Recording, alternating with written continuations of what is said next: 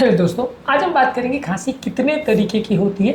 ये जानना और समझना अक्सर ज़रूरी इसलिए होता है क्योंकि बहुत सारे तरह की बीमारियों में खांसी हो सकती है।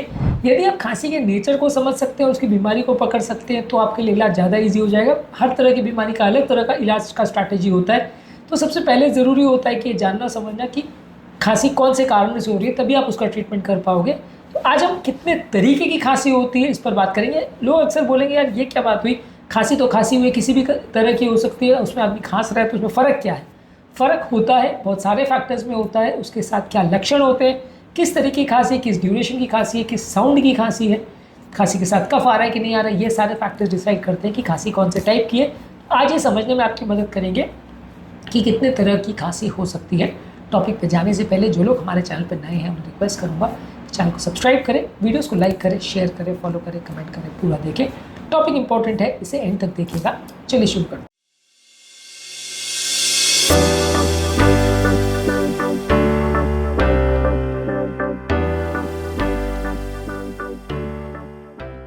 सबसे पहले ड्यूरेशन के हिसाब से कितने तरह की खांसी हो सकती है।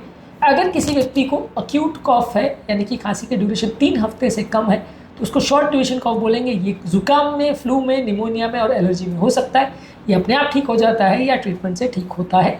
सब अक्यूट कॉफ बोलते हैं जब 3 हफ्ते से 8 हफ्ते तक खांसी चलती है। ज़्यादातर किसी रेस्पिरेटरी इन्फेक्शन के बाद भी, कई लोगों को वायरल इन्फेक्शन के बाद भी खांसी रह सकती है, इसको पोस्ट वायरल कॉफ बोलते हैं। 3 से 8 हफ्ते चलती है।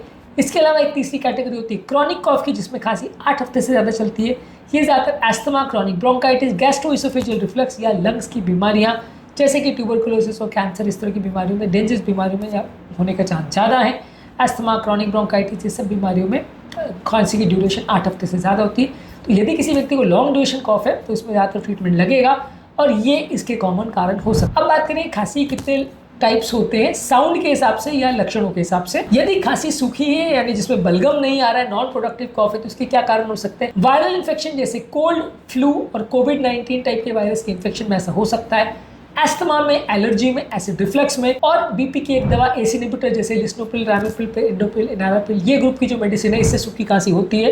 इस ग्रुप की दूसरी दवाओं से भी होती है। तो ये दवा के साइड इफेक्ट से और इन सब बीमारियों में सूखी या बिना बलगम वाली खांसी होती है। यदि आपको ऐसी खांसी हो रही है जिसमें कोई बलगम नहीं निकल रहा है तो इनमें से कोई एक कारण हो सकता है। ज्यादातर इसमें गले में खराश का एहसास होगा और रात को ज्यादातर खांसी होगी। इसके अलावा अगर बलगम के साथ खांसी हो रही है, प्रोडक्टिव कॉफ हो रहा है या उसमें खांसी में आपको बलगम निकल रहा है तो ये निमोनिया में, ब्रोंकाइटिस में, क्रॉनिक ब्रोंकाइटिस में और लंग के इन्फेक्शन या निमोनिया तरह के दूसरे इन्फेक्शन में देखने को मिल सकता है। हर खांसी के साथ बलगम आ सकता है, अलग अलग कलर का बलगम हो सकता है। इसके अलावा खांसी अगर डॉग के बार्किंग जैसा हो, कुत्ते के भौंकने के जैसी उसकी आवाज़ हो रही है, जिससे क्रू करके बीमारी में होता है। एक तरह का वायरल इन्फेक्शन है और इसमें श्वास की नलियां एक तरह से फूल जाती है। इसमें हार्श सील के जैसे बार्किंग की आवाज आती है। इसमें सील के साथ कंपेयर किया था। सील के साउंड को भी बार्किंग बोलते हैं, डॉग के आवाज को भी बार्किंग बोलते हैं। यहाँ पे सील की बार्किंग से उसको कंपेयर किया गया है। इसके अलावा वूपिंग कॉफ यानी पर्टुसिस में होता है। ये एक बेसिकली बैक्टीरियल इन्फेक्शन, बॉर्डेटेला पर्टुसिस के इन्फेक्शन में होता है। ज्यादातर इसमें लंबे समय तक एक वूपिंग की साउंड निकलती है और कंटिन्यूस होता रहता है। ज्यादातर ये जिन लोग को, बच्चों को इस तरह की वैक्सीन बॉर्डेटेला के लिए नहीं दी गई है उसमें देखने को मिलता है और कुछ एडल्ट्स में भी देखने को मिलता है, बच्चों की होने वाली ज्यादातर बीमारी। इसके अलावा वीजिंग के साथ अगर कॉफ आ रहा है यानी साई साई करके साउंड आ रही है, साथ में कॉफ आ रहा है, ये एस्थमा, क्रॉनिक ब्रोंकाइटिस, एलर्जी और सीओपीडी जैसे पेशेंट में हो सकता है। इसमें खांसी के साथ एक विसल जैसी और एक व्हीज जैसी साउंड आती है। इसके अलावा रात के टाइम होने वाली खांसी ज्यादातर एस्थमा में, जीआरडी में और पोस्ट नेजल ड्रिप की बीमारी में मिलता है। इसमें म्यूकस ड्रेनेज होता है रात को और एसिड रिफ्लक्स होता है, इसकी वजह से भी खांसी होती है। चलने के टाइम और रात को सोने के टाइम खांसी हार्ट फेलियर में भी देखने को मिलती है। हार्ट फेलियर की खांसी और लंग्स की डिजीज की खांसी में क्या फ़र्क होता है इस पर हमने ऑलरेडी एक वीडियो किया है, वो जरूर देख लीजिएगा।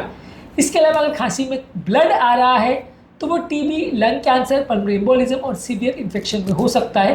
ज़्यादातर इस तरह के लोगों को सीवियर प्रॉब्लम हो सकती है और इमीडिएट ट्रीटमेंट की आवश्यकता हो सकती है क्योंकि डेंजरस बीमारी की तरफ पॉइंट करता है।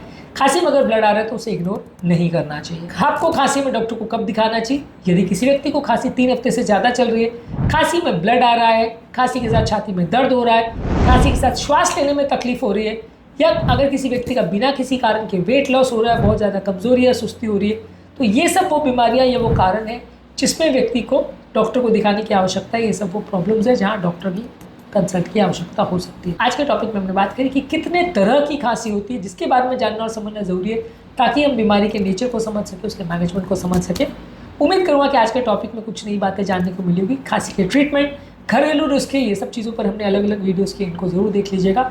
टॉपिक एंड करने से पहले जो लोग हमारे चैनल में नए हैं उन्हें रिक्वेस्ट करूँगा कि चैनल को सब्सक्राइब करें, वीडियोज़ को लाइक करें, शेयर करें, फॉलो करें, कमेंट करें।